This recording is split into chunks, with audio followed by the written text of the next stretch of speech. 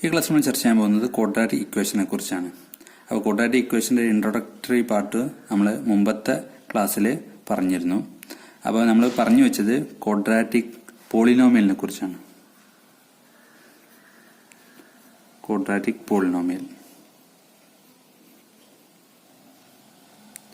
Quadratic പോളിനോമിയലാണ് യഥാർത്ഥത്തിൽ quadratic equation ആയിട്ട് മാറുന്നത്. അതിൽ ചെറിയ കണ്ടീഷൻസ് കൂടെ ഉണ്ട്.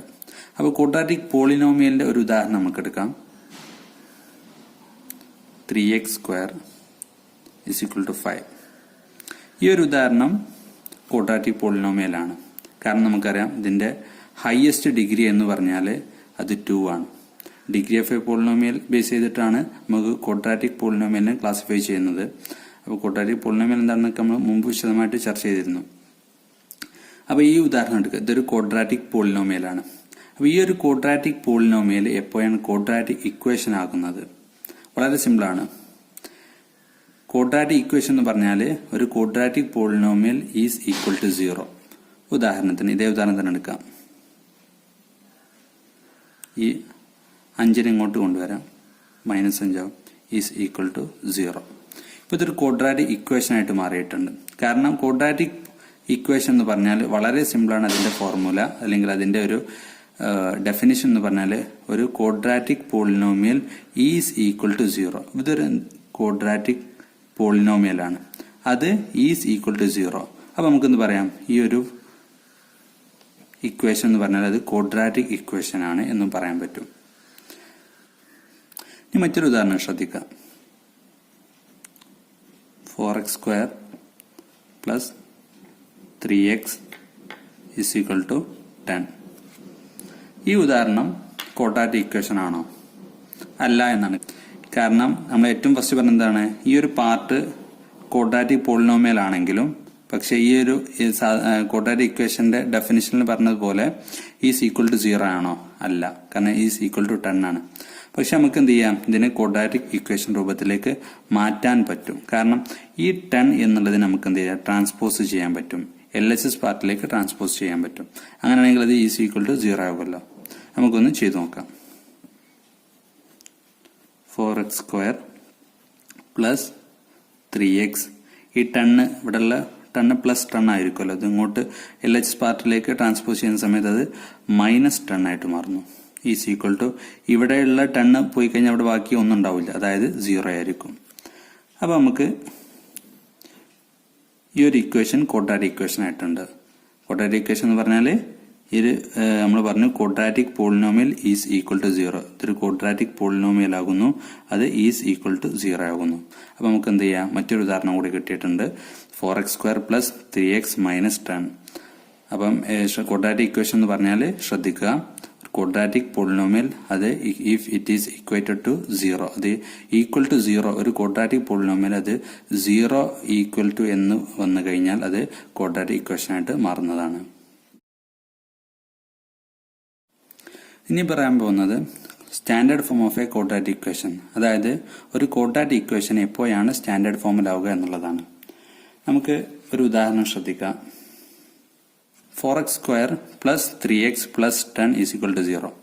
ഈ ഒരു ക്വാഡ്രാറ്റിക് ഇക്വേഷൻ അത് സ്റ്റാൻഡേർഡ് ഫോമിലാണോ എന്നുള്ളത് നമുക്ക് ചെക്ക് ചെയ്യാനുള്ളത്. ഒരു ക്വാഡ്രാറ്റിക് ഇക്വേഷൻ അത് സ്റ്റാൻഡേർഡ് ഫോമിലാണ് എന്ന് ചെക്ക് ചെയ്യണമെന്നുണ്ടെങ്കിൽ അതിന്റെ ഒരു ഫോം, അതിന്റെ ഒരു ഫോർമുല എന്ന് പറഞ്ഞാൽ അതിന്റെ ഒരു format ax square plus bx plus c is equal to 0 എന്ന രൂപത്തിലായിരിക്കണം. ഇതൊരു ക്വാഡ്രാറ്റിക് ഇക്വേഷൻ ആണ്, അത് നമുക്ക് എല്ലാവർക്കും അറിയുന്നതാണ്. പക്ഷെ ഈ ഒരു ക്വാഡ്രാറ്റിക് ഇക്വേഷൻ അത് സ്റ്റാൻഡേർഡ് ഫോമിലാണോ എന്ന് ചെക്ക് ചെയ്യണമെന്നുണ്ടെങ്കിൽ ഈ ഒരു ഫോർമാറ്റിലായിരിക്കണം. ഇതിനു പുറമെ 1-2 കണ്ടീഷൻ കൂടെ ഉണ്ട്. a ഗ്രേറ്റർ ദാൻ 0 ആയിരിക്കണം. അതേപോലെ തന്നെ ഇവിടെയുള്ള എയും ബിയും സിയും, a b and c is equal to constants. അതായത് ഇവിടെയുള്ള എയും ബിയും സിയും കോൺസ്റ്റന്റ് ആയിട്ടുള്ള സംഖ്യകളായിരിക്കണം. കോൺസ്റ്റന്റ് ഉദ്ദേശം വാരിയബിൾ ആകാൻ പാടില്ല എന്നർത്ഥം. ഓക്കെ, അപ്പൊ ഈ കണ്ടീഷൻസ് ഓക്കെ ആണെന്നുണ്ടെങ്കിൽ ഈ ഒരു ഫോർമാറ്റിലാകുകയും ചെയ്ത് കഴിഞ്ഞാൽ നമുക്ക് ഈ ഒരു ക്വാഡ്രാറ്റിക് ഇക്വേഷൻ സ്റ്റാൻഡേർഡ് ഫോമിലാണെന്ന് മനസ്സിലാക്കാൻ പറ്റും. നമുക്കൊന്ന് ചെക്ക് ചെയ്ത് നോക്കാം. ഇവിടെ എയുടെ സ്ഥാനത്തുള്ളത് നമ്മൾ നൽകപ്പെട്ട ഉദാഹരണത്തിൽ 4 ആകുന്നു. ബിയുടെ സ്ഥാനത്ത് ഉദാഹരണത്തിൽ 3 ആകുന്നു. അതേപോലെ തന്നെ സിയുടെ സ്ഥാനത്ത് ഉദാഹരണത്തിൽ 10 ആകുന്നു. എക്സ് സ്ക്വയർ അതേപോലെ തന്നെ ഉണ്ട്. എക്സ് ഇവിടെയുണ്ട്. ഇവിടെ കോൺസ്റ്റൻസ് മാത്രമുള്ള സംഖ്യയുള്ളൂ. പിന്നെ 0 ഓക്കെയാണ്. അപ്പോൾ ഒന്നാമത്തെ കണ്ടീഷൻ ആയിട്ടുള്ള ഈ ഒരു ഫോമാറ്റ് റെഡിയാണ്. രണ്ടാമത്തെ condition A B C constant ആയിരിക്കണം എന്നുള്ളത്. ഇവിടെ എ എന്നുള്ളത് അതായത് ഇവിടെ 4 കോൺസ്റ്റന്റ് ആണ്. അതേപോലെ തന്നെ ബി എന്നുള്ളത് അതും കോൺസ്റ്റന്റ് ആണ്. മൂന്നാമത്തെ സി എന്നുള്ളതും അതും കോൺസ്റ്റന്റ് ആണ്. മാത്രമല്ല എ ഗ്രേറ്റർ ദാൻ 0. ഇവിടെ എ എന്നുള്ള സംഖ്യ എന്റെ സ്ഥാനത്തുള്ളത് 4 ആകുന്നു. ഈ 4 എന്നുള്ളത് 0യേക്കാൾ മുകളിലാണ്. 4 എന്നുള്ള 0യേക്കാൾ മുകളിലാണല്ലോ. അപ്പൊ നമുക്ക് പറയാൻ പറ്റും ഈ ഒരു ഉദാഹരണം 4x² plus 3x plus 10 is equal to 0 എന്നുള്ളത് അത് സ്റ്റാൻഡേർഡ് ഫോമിലുള്ള ഒരു ക്വാഡ്രാറ്റിക് ഇക്വേഷൻ ആണെന്ന് പറയാൻ സാധിക്കും. അങ്ങനെ പറയാൻ സാധിച്ചതിനുള്ള കാരണം ഈ പറഞ്ഞ കണ്ടീഷൻസ് എല്ലാം അതിൽ ഒത്തു വന്നിട്ടുണ്ട്. ഈ പറയപ്പെട്ട ഉദാഹരണത്തിൽ വന്നിട്ടുണ്ട്. അതായത് ax² plus bx plus c എന്നുള്ള ഫോർമാറ്റിലാവുകയും മാത്രമല്ല എ എന്നുള്ളത് ഗ്രേറ്റർ ദാൻ 0 ആണ്. അതേപോലെ തന്നെ എ ബി സി എന്നുള്ള സംഖ്യകൾ അത് കോൺസ്റ്റന്റ് ആവുകയും ചെയ്തിട്ടുണ്ട്. ഇനി മറ്റൊരു ഉദാഹരണം ശ്രദ്ധിക്കാം. 12y² minus 8y minus 3 is equal to 0. ഈ ഒരു ഉദാഹരണം സ്റ്റാൻഡേർഡ് ഫോമിലാണ്. ഇതൊരു ക്വാഡ്രാറ്റിക് ഇക്വേഷൻ ആണ്. ഈ ക്വാഡ്രാറ്റിക് ഇക്വേഷൻ സ്റ്റാൻഡേർഡ് ഫോമിലാണ്. നമുക്കൊന്ന് ചെക്ക് ചെയ്ത് വെക്കാം. നമുക്കിതിന്റെ സ്റ്റാൻഡേർഡ് ഫോം എങ്ങനെയാണെന്ന് ആദ്യം എഴുതി വെക്കാം. ax² plus bx plus c is equal to 0. ഈ ഒരു ഭാഗം കറക്റ്റ് ആണ്. അതേപോലെ തന്നെ ഫസ്റ്റത്തെ പാർട്ടും കറക്റ്റ് ആണ്. അതായത് എന്റെ സ്ഥാനത്ത് ഒരു കോൺസ്റ്റന്റ് സംഖ്യ തന്നെയാണ് വന്നിട്ടുള്ളത്. ഇവിടെ എക്സ് ആണെങ്കിലും ഇവിടെ ഏത് വേരിയബിൾ ആയാലും കുഴപ്പമില്ല. അതിന് രണ്ടും സ്ക്വയർ ഉണ്ട്. ഇനി അടുത്ത ഈ ഒരു പാർട്ട് അവിടെയാണ് കുറച്ചൊരു കുഴപ്പം നമുക്ക് ഫീൽ ചെയ്യുന്നത്. കാരണം നമ്മളെ ഇവിടെ സൂചിപ്പിച്ചതില് അത് പ്ലസ് ആണ്. ഇവിടെ പ്ലസും രണ്ട് ഭാഗത്തും പ്ലസ് ആണ്. ഇവിടെ രണ്ട് ഭാഗത്തും മൈനസ് ആണ്. പക്ഷെ ശ്രദ്ധിക്കാനുള്ളത് ഇത് ഇവിടെ മൈനസ് വന്നതുകൊണ്ട് യാതൊരു പ്രശ്നവുമില്ല. കാരണം യഥാർത്ഥത്തിൽ ഇവിടെ നടക്കുന്നത് പ്ലസ് മൈനസ് 8y ആണ്. അതേപോലെ തന്നെ ഇവിടെ പ്ലസ് ആണെന്നുണ്ട്, ഇവിടെ മൈനസും ഇവിടെ പ്ലസ് ആയി വെച്ചിട്ട് ഇതിന്റെ സ്റ്റാൻഡേർഡ് ഫോമിൽ യാതൊരു വ്യത്യാസമില്ല. കാരണം നേരത്തെ സൂചിപ്പിച്ച പോലെ തന്നെ ഇവിടെ പ്ലസ് ആൻഡ് മൈനസ്. യഥാർത്ഥത്തിൽ ഈ 12y² minus 8y minus 3 is equal to 0 എന്നുള്ളത് നമുക്ക് എങ്ങനെ മാറ്റി എഴുതാൻ പറ്റും? 12y² plus minus 8y plus minus 3 is equal to 0. ഇപ്പൊ നമുക്ക് കിട്ടിയിട്ടുള്ള ഈ ഒരു ഫോർമാറ്റ് നമ്മൾ നേരത്തെ പറഞ്ഞ പോലെ തന്നെ ആയിട്ടുണ്ട്. അതായത് ax² plus bx plus c is equal to 0. ഇവിടെ സിന്റെ സ്ഥാനത്ത് -3 0 ഒക്കെയാണ്. അതേപോലെ തന്നെ bx എന്നുള്ളതിന്റെ സ്ഥാനത്ത് -8y, അതേപോലെ തന്നെ ax² സ്ഥാനത്ത് 12y². ഇപ്പൊ ഈ കറക്റ്റ് ഫോർമാറ്റ് ഓക്കെ ആയിട്ടുണ്ട്. അപ്പൊ ശ്രദ്ധിക്കാനുള്ള ഇവിടെ മൈനസ് 1 എന്നത് ഒരു തടസ്സമല്ല ഒരു ക്വാഡ്രാറ്റിക് ഇക്വേഷൻ സ്റ്റാൻഡേർഡ് ഫോം ആകുന്നതിൽ നിന്നും. പിന്നെ ശ്രദ്ധിക്കാനുള്ളത് എന്റെ പാർട്ട് ഒരു നിലക്കും മൈനസിലെ സംഖ്യയാകാൻ പാടില്ല. കാരണം നമ്മൾ നേരത്തെ സൂചിപ്പിച്ചിരുന്നു എ ഗ്രേറ്റർ ദാൻ 0. എ എന്നുള്ള സംഖ്യ എല്ലാ സമയത്തും ഗ്രേറ്റർ ദാൻ 0, 0യേക്കാൾ മുകളിലായിരിക്കണം. അപ്പൊ 0 ഏതായാലും ആകാൻ പാടില്ല, 0 താഴെയുള്ള സംഖ്യ ആകാൻ പാടില്ല. പിന്നെ അതേപോലെ തന്നെ ബിയും സിയും അത് മൈനസിലെ സംഖ്യ ആണെങ്കിലും ഒരു കുഴപ്പമില്ല. ബിയും സിയും ഇവിടെ നേരത്തെ സൂചിപ്പിച്ച പോലെ തന്നെ നമുക്ക് എന്ത് ചെയ്യാം? അവസാനം ഫൈനലി ആയിട്ട് 12y² minus 8y minus 3 is equal to 0 എന്നുള്ളത് സ്റ്റാൻഡേർഡ് ഫോമിലാണെന്ന് പറയാൻ പറ്റും. കാരണം ഈ നേരത്തെ ഇങ്ങനെയൊക്കെ സൂചിപ്പിച്ചത് ഇവിടെ പ്ലസ് ആണ്, ഇവിടെയൊക്കെ പ്ലസ് ആണ് എന്ന് പറയാനുള്ള കാരണം ഇതിന്റെ യഥാർത്ഥത്തിലുള്ള ഒരു ഫോർമാറ്റാണ് നമ്മൾ ഇതിലൂടെ സൂചിപ്പിച്ചിട്ടുള്ളത്. അപ്പം ഈ പറഞ്ഞ നമ്മൾ സ്റ്റാൻഡേർഡ് ഫോമിന് പറഞ്ഞിട്ടുള്ള ax² plus bx plus c എന്നുള്ളത് പ്ലസ് ഇവിടെ ഒക്കെ പ്ലസ് ഉണ്ടെങ്കിൽ മാത്രമേ സ്റ്റാൻഡേർഡ് ഫോം ആവുകയുള്ളൂ എന്നുള്ള തെറ്റിദ്ധാരണ മാറ്റണം. അത് മൈനസ് ആണെങ്കിലും കുഴപ്പമില്ല. കാരണം മൈനസ് ആണ് എന്ന് പറഞ്ഞാൽ അതിന്റെ ഒരു റിയൽ കണ്ടീഷൻ എന്ന് പറഞ്ഞാൽ എന്താണ്? പ്ലസ് ആൻഡ് മൈനസ് എന്നുള്ളതാണ്. അതാണ് ഇവിടെ സൂചിപ്പിച്ചിട്ടുള്ളത്. അപ്പോൾ ഇവിടെ മൈനസ് വന്നുകൊണ്ട് യാതൊരു കുഴപ്പമില്ല. പക്ഷെ ഇതേ സമയം തന്നെ ഈ 12y² എന്നുള്ള ഭാഗത്ത് -12y² എന്നാണെങ്കിൽ അവിടെ പ്രശ്നമാവും. അത് സ്റ്റാൻഡേർഡ് ഫോമിലാവുകയില്ല. കാരണം നമ്മൾ പറഞ്ഞ ഈ കണ്ടീഷൻ, ഫസ്റ്റത്തെ ഈ ഒരു കണ്ടീഷൻ എ ഗ്രേറ്റർ ദാൻ 0 എന്നുള്ള കണ്ടീഷൻ സാറ്റിസ്ഫൈങ് ആവില്ല. ഇതിനോടുകൂടെ മനസ്സിലാക്കേണ്ട മറ്റൊരു കാര്യം കൂടെ ഉണ്ട്. നമുക്ക് മിക്ക ക്വാഡ്രാറ്റിക് പോളിനോമിയലിനെ നമുക്ക് ക്വാഡ്രാറ്റിക് ഇക്വേഷൻ ആക്കാൻ പറ്റും. അതേപോലെ തന്നെ ഒരു ക്വാഡ്രാറ്റിക് പോളിനോമിയൽ ക്വാഡ്രാറ്റിക് ഇക്വേഷൻ ആയിട്ടുണ്ടെങ്കിൽ അതിനെ നമുക്ക് സ്റ്റാൻഡേർഡ് ഫോമിലേക്ക് ആക്കാനും വളരെ പെട്ടെന്ന് സാധിക്കുന്നതാണ്. ഒരു ഉദാഹരണം, നേരത്തെ പറഞ്ഞ ഉദാഹരണം തന്നെയാണ്. 3x² = 5. ഇതൊരു ക്വാഡ്രാറ്റിക് പോളിനോമിയലാണ്. ഈ ക്വാഡ്രാറ്റിക് പോളിനോമിയൽ നമുക്ക് ക്വാഡ്രാറ്റിക് ഇക്വേഷൻ ആയിട്ട് കൺവേർട്ട് ചെയ്യാൻ പറ്റും. നമുക്ക് ചെയ്യേണ്ടത് ഇത്ര മാത്രമേ ഉള്ളൂ. ഇവിടെയുള്ള 5ന് നേരെ ഇപ്പുറത്തേക്ക് ട്രാൻസ്പോസ് ചെയ്താൽ മതി. ട്രാൻസ്പോസ് ചെയ്യുന്ന സമയത്ത് ഇവിടെയുള്ള പ്ലസ് മൈനസ് ആയിട്ട് മാറും. അപ്പം 3x² - 5 = 0. ഇതൊരു ക്വാഡ്രാറ്റിക് ഇക്വേഷൻ ആയിട്ടുണ്ട്. അപ്പൊ ഇനി ഈ ക്വാഡ്രാറ്റിക് ഇക്വേഷൻ സ്റ്റാൻഡേർഡ് ഫോമിലാക്കണം എന്നുണ്ടെങ്കിൽ അത് വളരെ സിമ്പിളാണ്. നമുക്ക് എന്ത് ചെയ്താൽ മതി? 3x² - 5 എന്നുള്ളതിന് നമുക്ക് ഒരു ക്വാഡ്രാറ്റിക് ഇക്വേഷന്റെ സ്റ്റാൻഡേർഡ് ഫോമിന്റെ ഫോമായിട്ട് ഒന്ന് കമ്പയർ ചെയ്ത് നോക്കാം. ഇതിന്റെ ഒരു സ്റ്റാൻഡേർഡ് ഫോമിന്റെ ഫോം എന്ന് പറഞ്ഞാല് ax² + bx + c = 0. അപ്പൊ നമുക്ക് എന്ത് ചെയ്യാം? ഈ ഒരു നമുക്ക് കിട്ടിയിട്ടുള്ള ക്വാഡ്രാറ്റിക് ഇക്വേഷൻ ഇതിന്റെ നേരെ താഴെ ആഡ് ചെയ്ത് നോക്കാം. =0 എന്നുണ്ട്. ഓക്കെ, നെക്സ്റ്റ് ഈ 3x² നേരെ ax² അടിയിലേക്ക് നമുക്ക് ആ ഫോർമാറ്റ് റെഡിയാണെന്ന് ചെക്ക് ചെയ്യാം. 3x² ഓക്കെ ആണ്. അതേപോലെ തന്നെ -5 നമുക്ക് എന്ത് ചെയ്യാം? ഇവിടെ എഴുതാം. നേരത്തെ നമ്മൾ സൂചിപ്പിച്ചിട്ട് മൈനസ് ഉണ്ടെങ്കിൽ യാതൊരു കുഴപ്പമില്ല, നമ്മൾ നേരത്തെ വിശദമാക്കിയിട്ടുണ്ട്. ഇനി = 0. ഇപ്പൊ ഇത്രയും ഭാഗം നമ്മൾ കംപ്ലീറ്റ് ചെയ്തിട്ടുണ്ട്. പക്ഷെ ഈ bx എന്നതിന്റെ സ്ഥാനത്ത് നമ്മൾ എന്തിടും? അപ്പൊ അത് വളരെ സിമ്പിളാണ്. നമുക്ക് എന്ത് ചെയ്താൽ മതി? ബി എന്നുള്ളത് നേരത്തെ സൂചിപ്പിച്ചിട്ടുണ്ട്. ബി എന്നുള്ളത് ബിയും സിയും എയും കോൺസ്റ്റന്റ് ആയാൽ മതി എന്ന്. അപ്പൊ നമുക്ക് എന്ത് ചെയ്യാം? അതിന്റെ സ്ഥാനത്ത് ബിന്റെ സ്ഥാനത്ത് 0 വെക്കാം. 0x എന്ന് പറഞ്ഞാൽ 0 തന്നെയാണ്. അപ്പം യഥാർത്ഥത്തിൽ ഇവിടെ വാല്യൂ ഒന്നും വരുന്നില്ലെങ്കിലും നമ്മുടെ ഫോർമാറ്റ് റെഡി ആയിട്ടുണ്ട്. അപ്പൊ നമുക്കെന്ത് ഫൈനൽ നമുക്കെന്ത് പറയാം? 3x² + 0x - 5 = 0. അപ്പൊ ഇത് സ്റ്റാൻഡേർഡ് ഫോമിലാണ്. നമ്മൾ ഈ ഒരു ഫോർമാറ്റ് ചെക്ക് ചെയ്തിട്ടുണ്ടെങ്കിൽ ഇതൊരു സ്റ്റാൻഡേർഡ് ഫോമിലാണെന്ന് മനസ്സിലാക്കാൻ പറ്റും. ഇവിടെ നമ്മൾ അഡീഷണലി ആഡ് ചെയ്തിട്ടുള്ള 0x എന്നുള്ളതിന് വാല്യൂ പ്രത്യേകിച്ച് വരുന്നില്ല. പക്ഷെ എന്നിരുന്നാലും നമ്മൾ വെച്ച് കൊടുത്തു കഴിഞ്ഞാൽ നമുക്ക് എന്ത് ഫോർമാറ്റ് റെഡിയാക്കാൻ പറ്റും. ഇനി നമുക്ക് മറ്റൊരു ഉദാഹരണം നോക്കാം. ഈ ഒരു പോളിനോമിയലിനെ ക്വാഡ്രാറ്റിക് ഇക്വേഷനിലേക്കും തുടർന്ന് സ്റ്റാൻഡേർഡ് ഫോമിലേക്കും ആക്കാൻ കഴിയുമെന്ന് നോക്കാം. 7y² - 5y = 2y + 3 എന്നുള്ളതാണ്.